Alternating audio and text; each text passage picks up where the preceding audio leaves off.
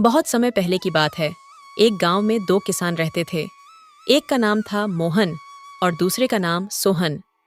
दोनों बचपन के दोस्त थे और उनके बीच गहरी दोस्ती थी। मोहन एक बहुत ही मेहनती किसान था जो हर दिन सूरज उगने से पहले अपने खेतों में काम करता था। दूसरी ओर सोहन थोड़ा आलसी था और अपना ज्यादातर समय आराम करने और गपशप करने में बिताता था।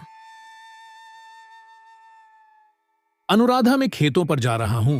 तुम मेरा खाना बांध दो, वहीं पर खा लूंगा। आज खेतों पर थोड़ा ज्यादा समय लग जाएगा। जी, मैंने आपका खाना पहले से ही बांध दिया है। अभी लेकर आती हूँ।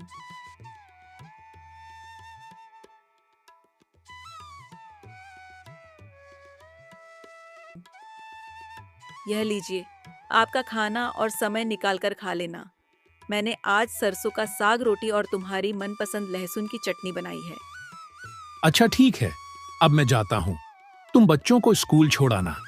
जी, आप बच्चों की बिल्कुल चिंता मत कीजिए। मैं उन्हें स्कूल छोड़ आऊंगी। आप बस अच्छे से सारा काम निपटाकर जल्दी घर आ जाना।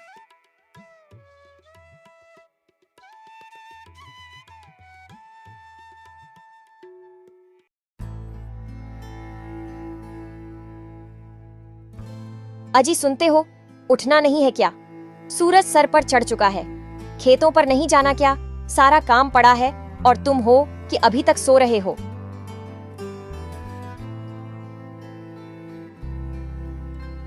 अरे क्या हो गया भाग्यवान, तुम सुबह सुबह इतना क्यों चिल्ला रही हो? चिल्लाऊं नहीं तो और क्या करूं?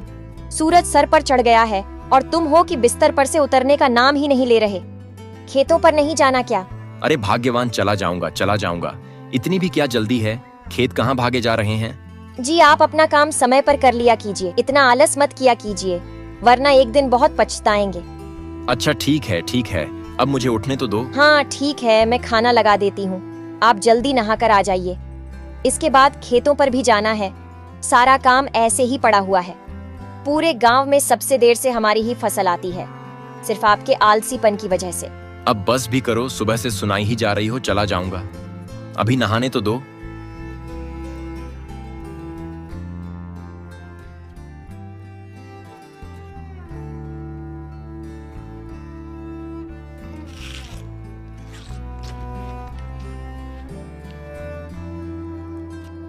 खाने में बस ये दाल चावल ही है, कोई सब्जी नहीं बनाई क्या? अजी सब्जी तो तब बनाऊंगी ना जब आप काम करके कुछ पैसे लाकर दोगे। पिछली बार जो फसल बिकी थी उसके थोड़े बहुत ही पैसे बच गए हैं, जिससे अब आपको ये दाल चावल ही मिलेंगे खाने को। अगर सब्जी खानी है तो जल्दी फसल को उगाइए। इसको बोलने से अच्छा तो मैं यह दाल चावल खा लेता। अच्छा ठीक है, तो मैं खेतों पर जाता हूँ।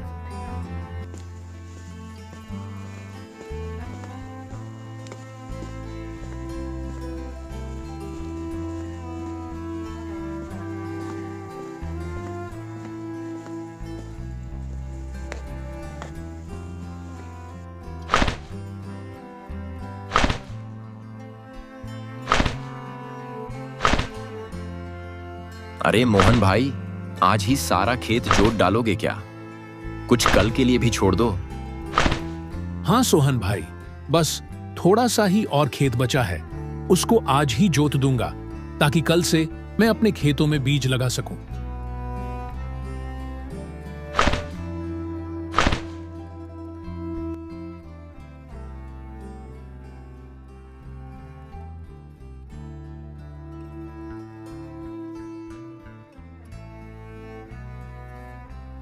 कितनी कड़ी धूप है।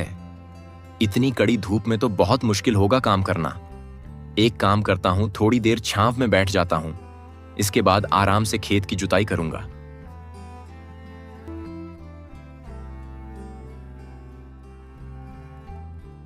चलो अब थोड़ी सी जुताई कर लेते हैं।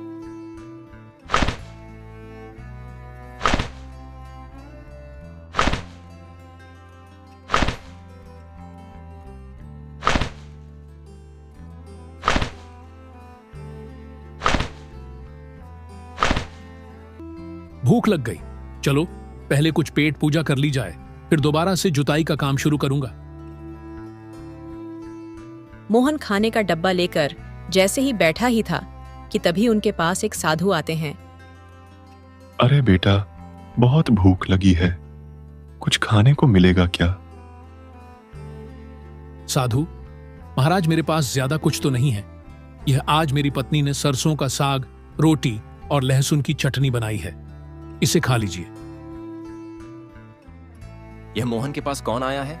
कोई आर्षदेव मालूम पड़ते हैं। चलो चलकर देखा जाए। प्रणाम साधु महाराज। खुश रहो बेटा, तुम्हारा कल्याण हो। महाराज, मैंने आपके लिए आसन लगा दिया है। आप यहां बैठकर खा लीजिए। पर तुम क्या खाओगे अगर मैं तुम्हारा खाना खा लूंगा? बाबा, आप मेरी चिंता मत कीजिए। थोड़ी देर बाद मैं घर पर जाकर खा लूंगा। जब तक आप इसे खा लीजिए।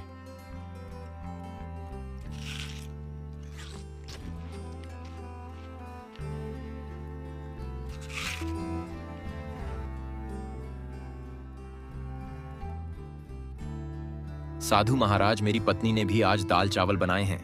बहुत ही स्वादिष्ट खाना बनाती है। यह लीजिए।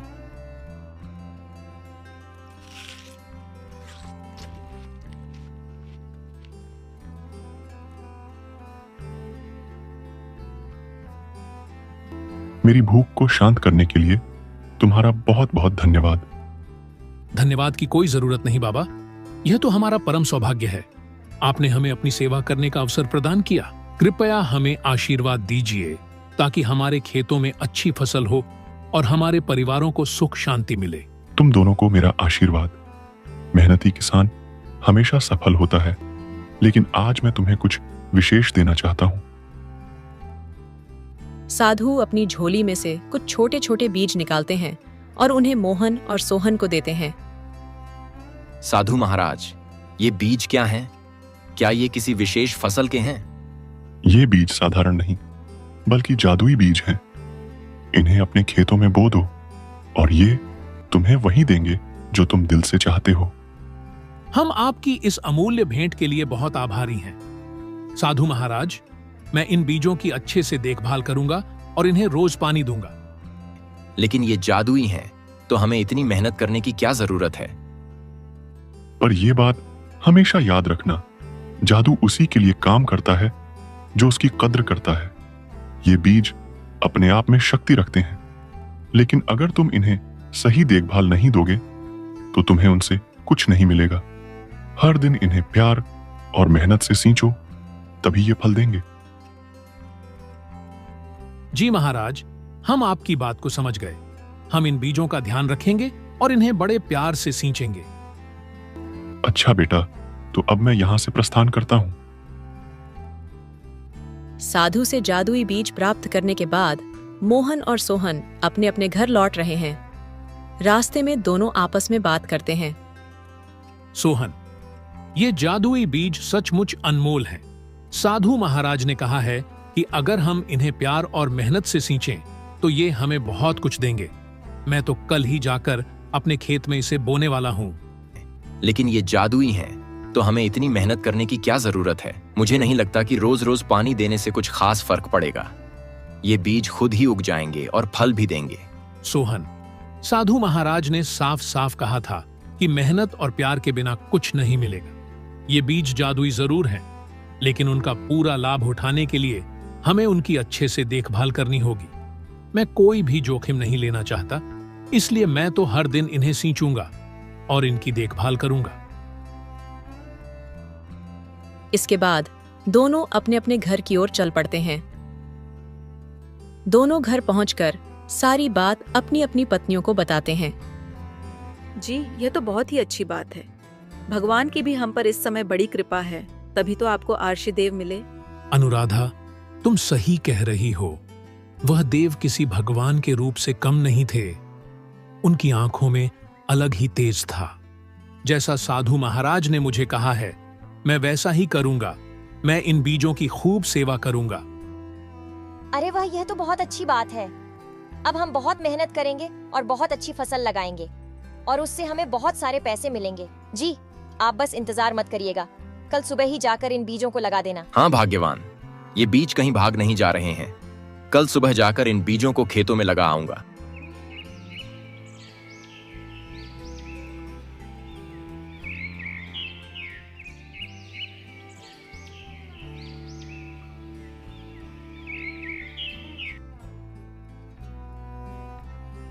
मैं आज खेत में थोड़ा ज्यादा समय बिताऊंगा। साधु बाबा ने जो जादुई बीज दिए हैं उसे आज मैं खेत में बोने जा रहा हूं। मुझे लगता है अगर हम इस बीज की अच्छे से देखभाल करें तो हमें बहुत लाभ मिलेगा। ये तो बहुत अच्छी बात है। आप जल्दी जाइए और यह लीजिए, आपका खाना समय निकाल कर खा लेना।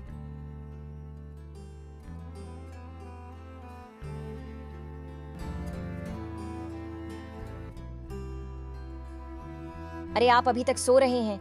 आज खेतों में बीज रोपाई करनी है और आप अभी तक सो ही रहे हैं। चलिए जल्दी उठिए, आपने बताया था ना कि साधु महाराज ने आपको जादुई बीज दिए हैं। जल्दी उठिए, चलिए। हाँ हाँ भाग्यवान, उठ रहा हूँ। मुझे सब याद है। तुम क्यों मुझे बार बार याद दिला रही हो? जी आप ऐसे निश्चिंत होकर सो रहे हैं, मुझे लगा आप सब भूल गए होंगे। नहीं, मैं कुछ नहीं बोला हूँ, मुझे सब याद है। तुम खाना लगाओ, मैं तैयार होकर आता हूँ।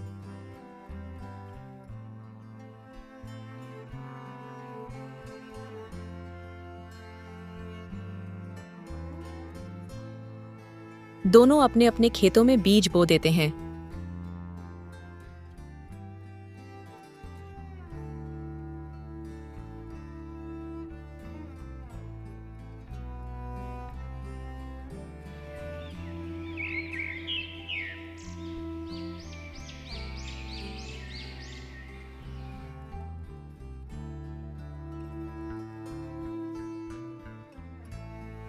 जी खेतों का काम अच्छे से निपट गया ना? हाँ, अनुराधा खेतों का सारा काम निपट गया। मैंने बीजों को अच्छे से लगा दिया है और पानी भी दे दिया है। एक बार कल सुबह जल्दी उठकर खेतों पर चला जाऊंगा। जितना ज्यादा खेतों की देखभाल करूंगा उतना ही अच्छा रहेगा।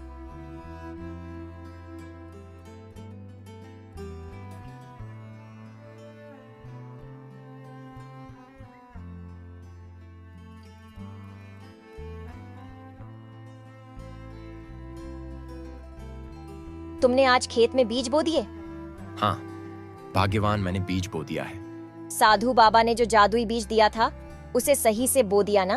और खेतों की अच्छे से सिंचाई कर दी थी ना? नहीं, आज मैंने पानी नहीं डाला। वह बीज बोने में ही इतना समय लग गया था कि पानी डालने का समय ही नहीं मिला। कल जाकर मैं पानी डाल दूंगा। लेकिन साधु बाबा ने कहा था कि इसे रोज प्यार और मेहनत से सींचना होगा। अगर आप इसकी देखभाल नहीं करेंगे तो यह कैसे बढ़ेगा? तुम चिंता मत करो, वह जादुई बीज है, उसमें कोई खराबी नहीं होगी। तुम बेकार चिंता कर रही हो। साधु बाबा ने कहा है कि बीज जादुई है। मेहनत के बिना कुछ भी हासिल नहीं होता। तुमने देखा नहीं मोहन कितनी लगन से अपने खेत में काम करता है। अगर तुम भी मेहनत करोगे तो हमारे खेत में भी अच्छे फसल आएंगे। मैं कल जाकर उनमें पानी डाल दूंगा। मोहन ने अपने बीज को खेत में बो दिया और हर दिन उसे पानी देने लगा, उसकी देखभाल करने लगा। उसने अपने बीज को ऐसे सींचा जैसे वह उसका बच्चा हो। दूसरी ओर सोहन ने भी बीज बो दिया, लेकिन उसने सोचा कि बीज तो जादुई है, इसलिए उसे ज्यादा मेहनत करने की जरूरत नहीं। उसने सिर्फ कभी कभार ही अपने खेत में पानी डाला और बाकी समय आराम करता रहा। कुछ महीनों बाद मोहन के खेत में सुंदर सुंदर बैंगन की फसलें आई, जो देखने में बहुत ही मोटी, ताजी और हरी भरी थी। उन बैंगनों का साइज आम बैंगन से काफी बड़ा था। उन्हें देखकर मोहन बहुत खुश हुआ। मोहन ने यह बात घर जाकर अपनी पत्नी को बताई। उसकी पत्नी भी बहुत खुश हुई और वह दोनों बैंगन की फसल तोड़ने के लिए एक साथ अपने खेतों में आए। जी सच में यह तो बहुत ही सुंदर बैंगन की फसल आई है। इतने बड़े बैंगन तो मैंने आज से पहले कभी नहीं देखे, और यह देखने में भी कितने सुंदर लग रहे हैं। चलिए इन्हें तोड़ लेते हैं, फिर आप इन्हें बाजार में बेच आना।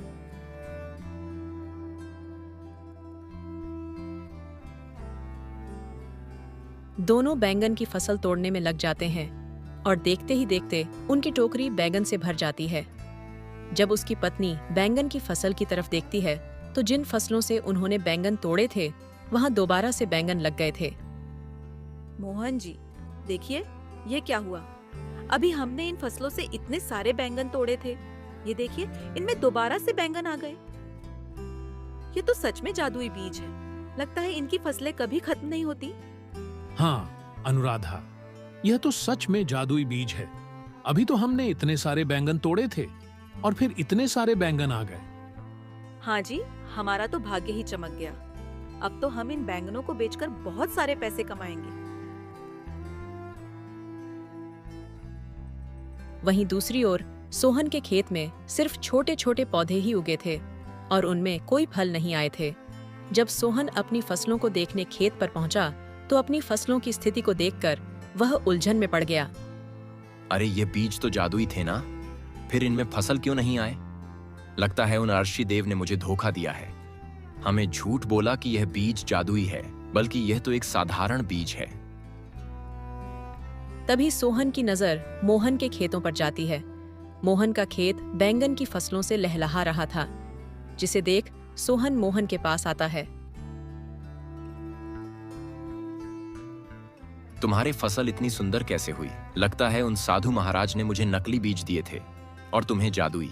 दोस्त, साधु महाराज ने हमें जादुई बीज तो दिए थे, लेकिन उन्होंने कहा था कि उन्हें प्यार और मेहनत से सींचना होगा।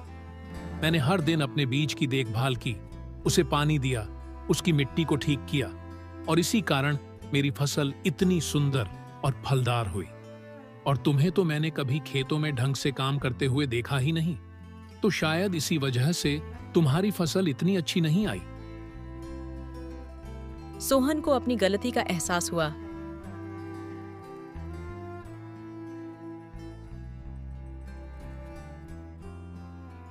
अरे नहीं, मैंने यह क्या कर दिया? यह बीज तो सच में जादुई है। मैंने इन बीजों का ढंग से ध्यान नहीं दिया, इसलिए इन्होंने मुझे फल भी नहीं दिया। यह सब मेरी ही गलती है। अगर मैंने इन बीजों का अच्छे से पालन पोषण किया होता तो आज मेरे भी खेतों में मोहन के खेतों की तरह फसलें लहरा रही होती। पर मेरी आलसपन की वजह से आज मेरे हाथ कुछ नहीं लगा। मोहन ने बैंगन की फसलों को बेचकर खूब लाभ कमाया। वहीं दूसरी तरफ सोहन को शिवाय पछतावे के उसके हाथ और कुछ नहीं लगा।